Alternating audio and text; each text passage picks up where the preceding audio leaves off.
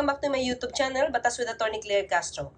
Ang pag-uusapan natin ngayon ay yung hearing na naganap sa Senado nitong November 29, 2023. Patungkol doon sa isang pasahero di umano na tinangkang halayin ng angkas rider. Idinulog itong problemang ito sa Wanted sa radyo at nagkwento yung babae, yung alleged victim, na siya ay nag-avail ng service ng angkas. Bali, nung madaling araw po yun ng November 12 po. Okay. Galing po ako sa bahay po nung kasamahan ko. Okay. Nag-book po ako ng angkas bandang mga alauna po ng madaling araw. Okay. Wala po siyang yung po may mga policy po sila na hindi po pwedeng magsakay ng nakainom. Kasi kung sasabihin naman po niya yun, hindi naman po ako mag-i-insist na sumakay po. Ito tanong lang naman. Alam pala niya na bawal magsakay ang angkas ng nakainom. At aminadong nakainom siya, pero nag-book pa siya. Siya yung nag-book sinabi niya . So, nung nakasakay na siya, idinaan daw siya nung angkas rider sa madilim at talahiban. At ang sabi ng rider, ito daw ay shortcut. So, huminto ang rider at inakala niyang magsi-CR yung rider, kaya bumaba rin siya at tinanggal ang kanyang helmet. Pero hinatak daw siya at itinulak siya doon sa may talahiban. At pagmulat daw ng kanyang mata, pero pagmulat daw ng kanyang mga mata, nakababa na yung shorts niya doon sa kabilang leg ay natanggal na. Okay. Nung pagtanggal ko po ng helmet ko, nagulat po ako nung paghila niya po sa akin. Tinulak niya po ako dun sa may mga talahib po. Napahiga po ako, tapos nung paghiga ko po, pipikit po ako. Pagmulat po ng mata ko, dahil napansin ko pong binababa niya po yung short ko. Bali yung sa may kaliwang hita ko po, natanggal na po niya yung short ko, na ibaba na po niya. Tapos nakita ko po siya nasa harapan ko po na nakaluhod. Yung nag-a-attempt po siya na magtanggal na po nung pants niya. So yun, sa may kaliwang hita daw, natanggal na yung shorts niya. Ang tanong ko, ano to? Tapos, napapikit siya, na-unconscious kaya siya? Kasi namulat na lang siya, natanggal na yung parte ng shorts niya sa may bandang kaliwang hita.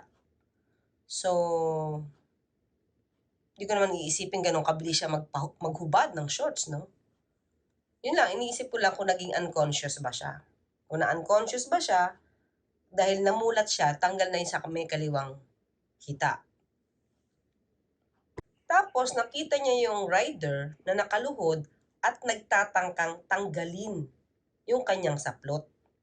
Buti na lang daw at may dumaang mag-asawa kaya napahinto si rider at tumakbo. Pero, ninakaw yung kanyang mga mahalagang gamit. Itinapon na nga lang daw sa kanya yung bag niya. Buti na lang po, may dumaan po na mag-asawa na parang kinagulat po niya na tumigil po siya. Ang ginawa na lang po niya, yung bag ko po, kinalkal niya, sabay bato po sa akin. Akala ko ba natakot yung rider kasi meron dumaang mag-asawa? Pero imbis na tumakbo agad, nahalungkat niya pa yung bag ng babae at kinuha lahat, pati cellphone, lahat ng mga halagang bagay at itinapon pa yung bag sa kanya? Paano kaya yun? Sa akin lang, no? Di ba pagka natakot ka dahil mahuhuli kang may ginagawang krimen, tatakbo ka na kagad kasi may taong maaari makakita sa iyo. Tanong ko lang naman yun. Kasi bilang lawyer, minsan nakikita mo paano nangyari, paano yung ganyan. Kaya minsan, nahuhuli ang isang tao sa cross-examination. Kasi minsan may kulang-kulang na kwento. Parang may nai-skip. So minsan iisipin mo, bakit biglang tumalon? O bakit kailangan maging ganito? Hindi ko naman sinasabing hindi totoo yung kwento ng babae. Kaya lang, siguro sa kwento niya may nagkukulang o may tumatalon o parang may nadadagdag na minsan hindi nagtutugma. Dito, ayon sa batas, hindi pa maituturing na attempted rape o yung tangkang panghahalay. Kasi ayon sa desisyon ng Supreme Court, the Supreme Court says in Noberto Cruz versus People of the Philippines, GR number 166441, October 8, 2014, attempted rape is committed, therefore, when the touching of the vagina by the is coupled with the intent to penetrate. So the intent to penetrate is manifest only through the showing of the penis capable of consummating the sexual act, touching the external genitalia of the female. Without such showing, only the felony of acts of lasciviousness is committed. So in other words, yung salitang pagtangkang halayin, masasabi lamang daw kung meron ng pagpapakita na yung ari ng lalaki ay handa nang pumasok doon sa ari ng babae. Kumbaga, yung ari ng lalaki ay dumampi na sa external genitalia or doon sa panlabas na ari, yung bungad ng ari ng babae. So, dito, hinuhubad pa lang yung saplot ng lalaki. Ayon sa kwento ng babae, hindi pa ito masasabing attempted rape. Masasabi ba itong acts of lasciviousness? Well, kung walang ipinapakitang hinawakan ang kanyang masaselang bahagi ng kanyang katawan, wala pa ring acts of lasciviousness. Minsan iisipin natin, naguhubad na nga siya eh. So, meron siyang balak na halayin yung babae. Well, siguro sa isip natin, advance na tayo. Advance tayo sa pag-iisip na yun ang maaaring susunod na pangyayari. Pero kung ito ay napigil ito ng anumang kadahilanan, hindi siya papasok sa attempted rape. Dahil nga naputol nahinto. Diba? Kung hinawakan siya sa masaselang parte ng katawan, pwedeng acts of lasciviousness lang. Pero kung hindi siya hinawakan, hinalikan sa masaselang parte ng katawan, ano kaya pwedeng maging kaso? Kung ang intensyon ay inisin lamang siya, pwedeng maging unjust vexation. So, minsan sa atin, pag sinabi natin na talaga naman, may balak talagang halayin, pero ayon nga sa batas, kapag kulang ang elemento ng isinagawang krimen, hindi pa rin siya papasok sa ganong klaseng krimen. So, maliwanag ba tayo dyan? Sa kasong ito, actually, nais makipag-areglo ng babae. Sinabi naman niya kay Senator Raffy Tulfo na gusto naman niya makipag-ayos. Tapos, sabi naman po namin, sige po, kung makikipag-settle, okay po. Kasi ilang araw na po kung di nakakapasok sa trabaho, ang laking abala na po, ang laki na din po na nagagastos namin. At nalaman na lang natin mula sa isang opisyal ng barangay. Hinabot po kami dito ng 3 hours kasi gusto ko pong makausap yung may hawak ng rider. Na nagkasundo na sila at ang hinihingi ng babae ay 50,000 pesos mula doon sa angkas rider. So dumating naman po, is tapos na. Nagkasundo po sila na walang bayaran dito sa amin sa barangay, doon na po sa office ng rider. Ngayong pong gabi, sir, pupunta siya doon para doon po sila mag-uusap. Kasi may sulat po yan, sir. Nagsulat po, ang halaga po ng cellphone niya is mahal. Nagsulat po siya, sir, is 50,000 lahat. Pati yung laman ng wallet, yung kanya mga ID. Malamang kasi yung cellphone ay nakuha. Kaya humingi siya ng ganong kalaking halaga, pati daw yata ang pera sa wallet. Pero nung binanggit nung isang VAUSI officer ng barangay na mahal yung phone, nagalit si Senator Raffy Tulfo. Ang problema kung mahal ang sinulat niya na halaga sa areglo kung mahal talaga yung cellphone niya. Opo, yun po ang usapan nila ng rider. Hindi, kasi medyo pumanting ang tenga ko. Sabi mo, yung amount na hiningi niya mahal. Ma'am, labas ka na doon kung mahal ang hinihingi niya. Kung yung talagang halaga nang nawala sa kanya, pati kasamang abala, so anong pakialam mo doon? Kasi bakit daw kailangan sabihing mahal ang gamit or yung phone? Wala daw pakialam ang VAUSI officer na ito na sabihin kung mahal ang phone o hindi. Pero it's just a description. Baka kaya siya humihingi ng 50,000 pesos dahil mahal talaga yung cellphone. Masama bang banggitin ng isang VAUSI officer na ayon sa kanyang ulat, ito yung halaga ng cellphone? Mahal. Kasalanan ba na banggitin ito on air? Pero pinagalitan siya ni Senator Raffy Tulfo.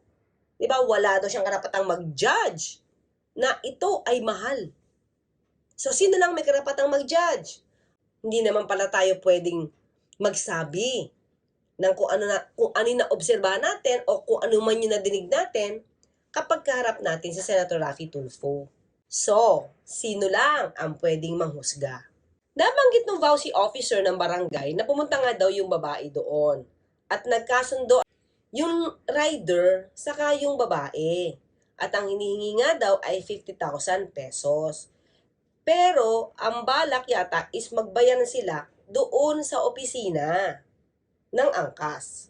Hindi na nga nagkatuluyan dahil hindi pa nga pumupunta yung babae dahil meron yata silang meeting that night. Pero bago siya pumunta sa meeting para magkaayos, pumunta na siya sa wanted sa radyo kay Senator Raffy Tulfo para magreklamo. Kaya yung proseso hindi natapos. Siguro taliwas ito sa sinabi ni Senator Raffy Tulfo na kinumpleto naman yung proseso pero hindi nga siya inasikaso kaya bilang last resort daw ay pumunta siya kay Senator Raffy Tulfo. Pero sabi nung Vauci, hindi pa nga daw tapos kasi makikita sila nung araw na yon, nung gabi na yon. Kaya lang nga, napunta na siya sa programa ni Senator Raffy Tulfo. Sa interview niya doon sa taga-barangay, sinasabi niya, inaakusahan na ni Senator Raffy Tulfo na may kinakampihan yung opisyal, yung babae na opisyal ng Vauci, ng barangay. Sinabi niya na mukhang may kinakampihan. So medyo tumutol. Yung Vauci officer, sabi niya hindi naman po. Kasi yun po talaga yung napag-usapan na nila. So may usapan na about the 50,000 pesos. Balak naman makipag-ayos ng babae. So di lang natin alam kung bakit siya napunta sa tanggapan ni Senator Raffy Tulfo para magreklamo pa. Samantalang naghihintay na yata para doon sa meeting na yon, nung gabi rin na yon.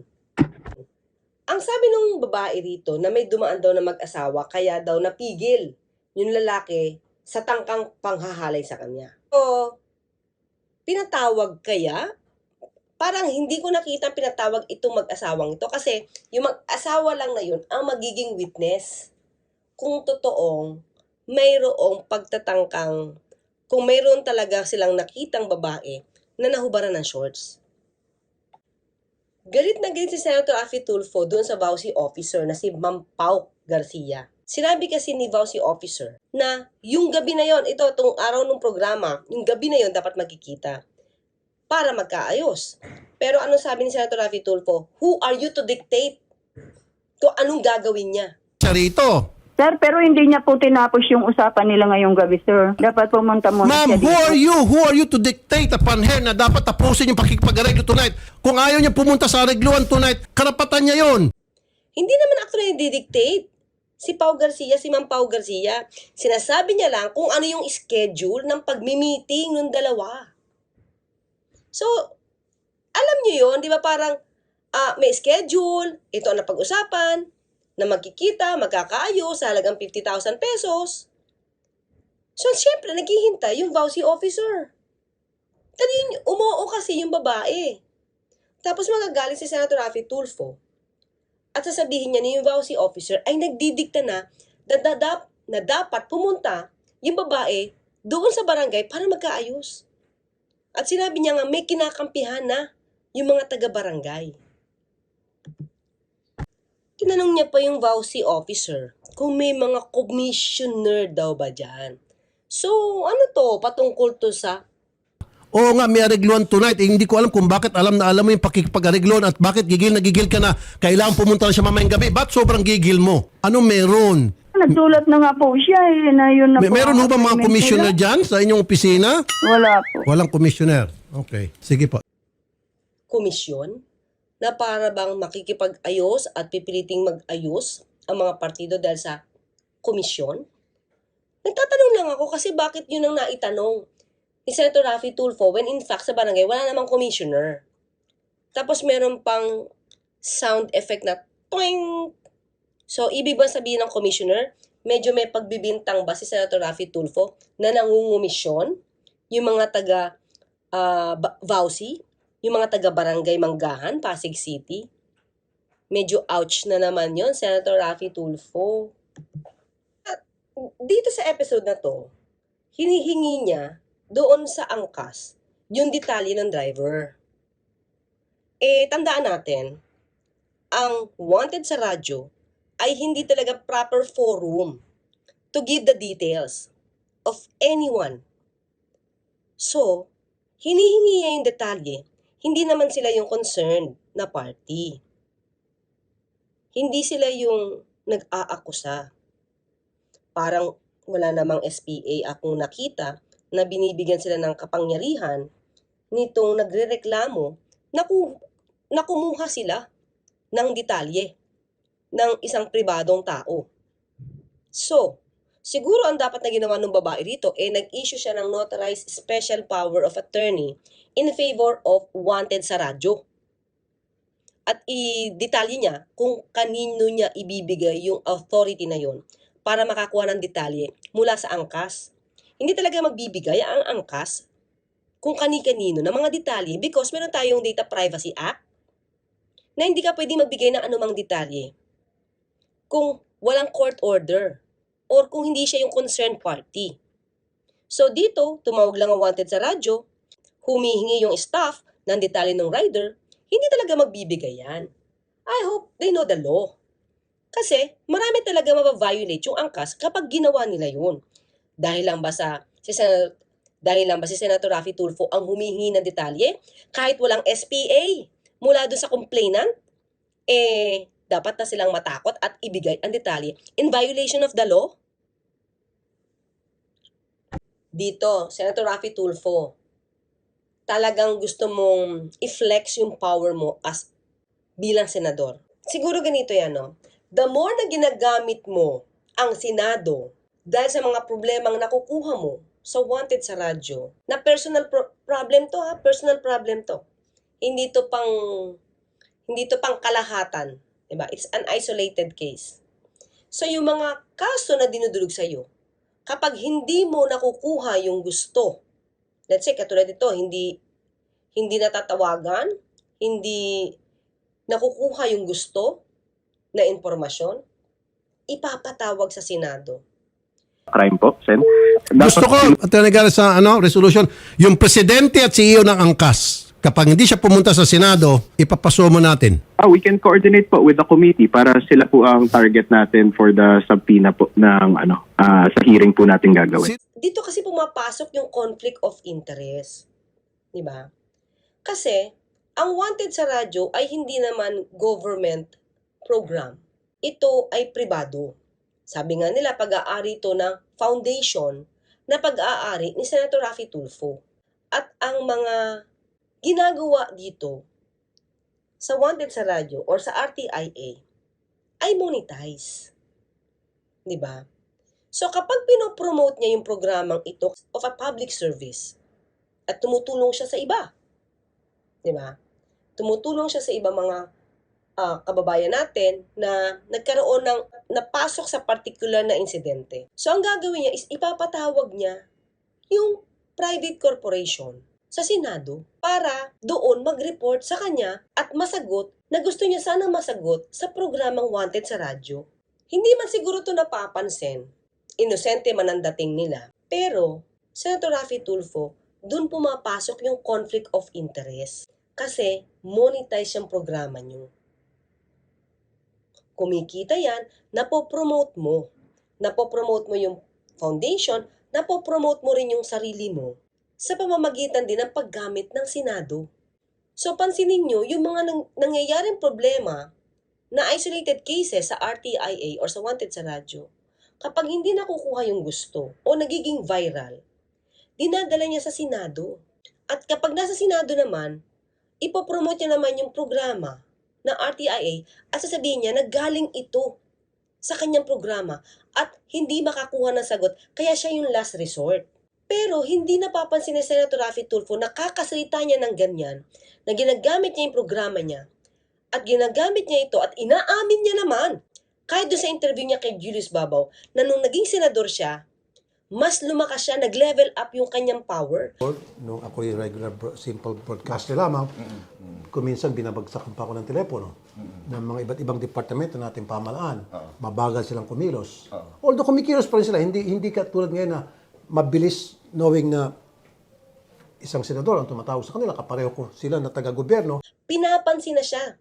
Kapag tumatawag siya sa mga ahensyang ito, sa pamamagitan ng kanyang programa na wanted sa radyo, pinapansin na siya dahil senador na siya. So gamit na gamit yung opisina ng Senado. Doon nagkakaroon ng conflict of interest. Kahit sabihin niya man na ito ay para sa kabutihan ng mga dumudulog sa kanya. Ang hindi nila nakikita, it's really a conflict of interest. Nagkakaroon kasi ng personal gain sa pamamagitan ng paggamit niya ng power ng Senado. Hindi ko alam kung nare-realize ba ito ni Senator Raffy Tulfo na the more talk he makes sa paggamit niya ng Senado para makuha niya ang gusto niya para sa mga nagko-complain sa kanya sa wanted sa radyo, mas lalo niyang binubulid yung sarili niya dahil sa conflict of interest. Hindi ko rin naman alam kung pinapansin ba ito ng Senate President. Kahit nga itong si Senator Francis Tolentino, hindi niya pinupuna. So nitong nakaraang November 29, 2023, yung Committee on Justice and Human Rights nagkaroon ng hearing patungkol sa Motorcycle Crime Prevention Act. Ang pinag-usapan dito ay yung pinopropose na batas ni Senator J.V. Ejercito, yung patungkol sa Motorcycle Crime Prevention Act. So more on, ang topic nila ay tungkol sa mga plaka na hindi pa nabibigay sa mga motorsiklo, di ba? Na naka-assign supposed to be sa mga motorcycles. So, ayon sa record ni Senator J.V. Ejercito, parang mga 9 million na ang backlog ng LTO para doon sa mga plaka. Sana, mga plaka na para sana sa mga motorsiklo. So, kinakailangan kasi yung plaka kasi ang ayon sa kanila, importante na may plaka para kumbaga ito ay pagkakakilanlan ng motorsiklo. At the same time, protection din ito ng mga may-ari ng motorsiklo. Pero, sa kalagitnaan, biglang pumasok si Senator Raffy Tulfo at kaya siya tinanong ni Senator Tolentino kung meron siyang introductory speech. Pero inamin ni Senator Tulfo na off-topic siya. Yeah, questions lang sana, Mr. Chair, if you'll allow me. Go ahead, if it is related to the answers, Medyo off-topic lang to, if you'll allow me, I'll take this opportunity. motorcycles. It has to do with motorcycles, with riders. Okay. Kasi hindi tungkol sa plaka ng mga motorsiklo. Hindi siya konektado doon sa isinusulong na batas nitong si Senator J.V. Ejercito. Pero since may motorsiklong involved, pinayagan siya ni Senator Francis Tolentino. So pagbuka ng bibig niya, binanggit niya na agad ang tungkol doon sa angkas. Kung nandoon ba ang representative ng angkas. Okay. Okay. Andito ba yung angkas? Representative na angkas? Yes, Your Honor, Mr. Okay. Senator. Alam niyo na yung kaso na inilapit sa akin, ano? Yung isang rider ninyo. At doon pinasok niya yung kaso ng wanted sa radyo patungkol dun sa pasahero na tinangkaraw pagsamantalahan ng isang angkas rider. Diba? Off topic talaga kasi pinag-uusapan dito backlog sa mga plaka. Now, nung nagtatanong na siya, of course, nung sa kanya na binigay ang chance na makapagtanong, of course, sinimulan niya ito tungkol sa kwento na idinulog sa kanyang programa. Nag-attempt na i-rape yung kanyang pasahero at ninakawan pa. Ayun ginamit niya yung nag-attempt na i-rape. Sabi nga natin, kung masyadong advanced talaga yung utak natin, kahit tayo, kapag hinubaran ka ng shorts, iisipin natin, bala kang halayin. Pero binanggit ko na nga kanina, na sa mata ng husgado, ang paghubad ng shorts ng babae at ang paghubad ng shorts ng lalaki, hanggat walang pagtangkang i-penetrate ang pag-aari ng lalaki sa pag-aari ng babae, at hindi pa na-touch or sumayad man lang yung ari ng lalaki sa external genitalia o sa bungad na pag-aari ng babae, hindi pa siya makukonsider na attempted rape. So, dapat malinaw tayo dyan, ha? Kasi minsan may nagagawa tayo mga words na hindi talaga naaayon sa definition ng batas.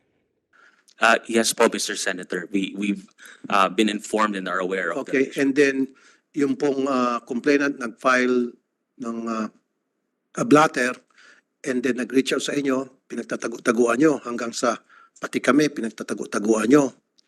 O, bakit agad sasabihin, meron ng panghuhusga agad si Senator Raffy Tulfo na pinagtatago-taguan? When in fact, sinabi doon sa programa niya, ng VAUSI officer na si Miss Pau Garcia, na nagkaroon na ng meeting yung dalawa, yung babae at yung rider. At humihingi nga daw yung babae ng 50,000 pesos. Minsan kasi ang problema, kung ano lang yung nadinig nyo, kung sino yung unang pumunta dyan sa programa nyo, kadalasan, yun talaga agad ang nakakampihan.